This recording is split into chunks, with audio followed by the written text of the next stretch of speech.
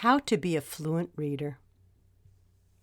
In order to be a fluent reader, you need to be accurate, which means to read the words correctly that are on the page.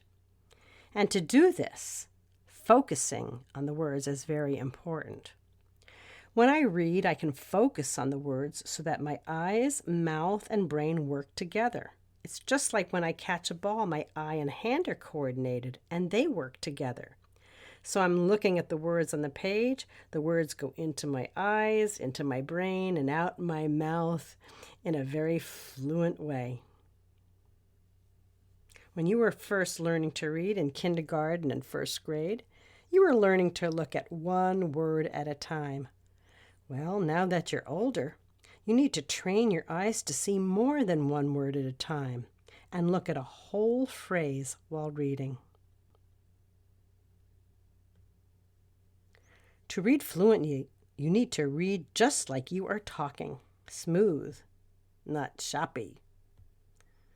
We don't say, I don't want to. We say, I don't want to. Or sometimes it sounds like, I don't want to go to the store. I don't want to do my homework. So when we're talking, we don't break the words up like that. We move them together. When I read with expression, I can make my voice rise and fall. This is called intonation, just like in music when we hear a melody go up and down. When you read with expression, some words are louder than others or have more stress. This helps us understand what we are reading. And it helps us understand how a character is feeling or what is important in the text. For example, come on, it's time for dinner. We need to hurry. So you see that on, dinner, and hurry are louder or have more emphasis than the other words in the sentence. When I read longer sentences, I need to break them up into meaningful phrases.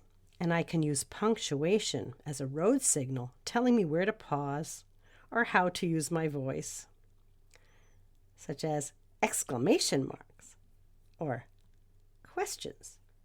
For example, I was riding in my car on a hot summer day when all of a sudden this stop sign with a hand jumped out at me.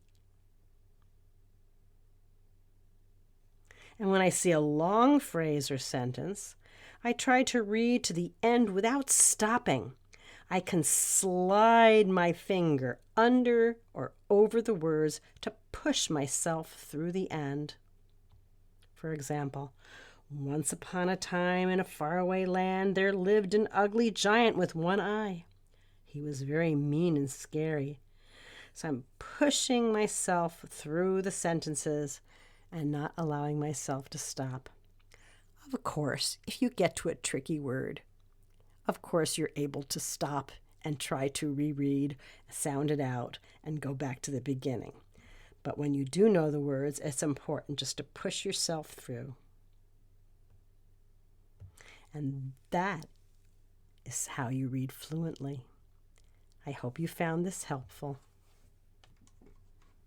Here's to fluent reading.